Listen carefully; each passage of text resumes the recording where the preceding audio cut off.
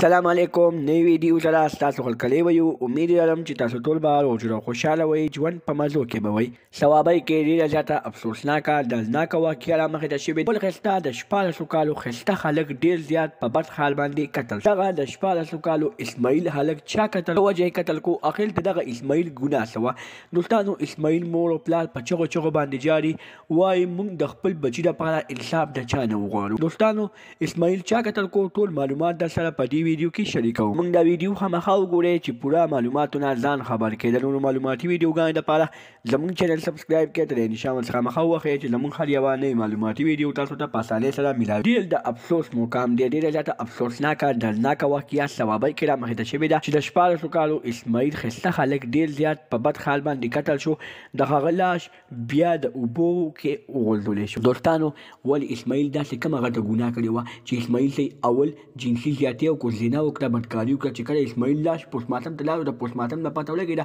چې اسماعیل سره زنا شوې ده بدکاري شوې ده او بیا د هغه بدکارۍ کولو نه بعد اسماعیل قتل شوی ده او د اسماعیل لاس په اوبو کې غورځولی شي دوستانو د اسماعیل ګناه څه وه د اسماعیل مور او پلار وایي موږ ته د خپل بچي ګناه وښیي چې اخر زموږ بچي ګناه داسې کومه کړې وه چې تاسو زما بچي دی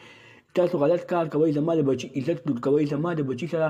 زناګانې کوئ او بیا د هغه زناګانو نه بعد زما بچی ډېر په بد حال باندې قتل کوئ صحیح دی تاسو زما بچي سره زنا وکړئ زما بچي نه نشه ورکړئ زما بچی وغورځوئ خو زما بچی خو مړ کوئ مه کړئ زما خو دا یو بچی او زما د یو د زړه ټوکره وه تاسو دغه دومره ډېر بېدردۍ سره قتل کو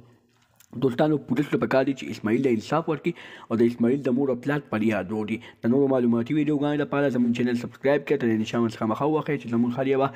نوې معلوماتي ویډیو تاسو ته په اسانۍ سره میلاویږي والسلام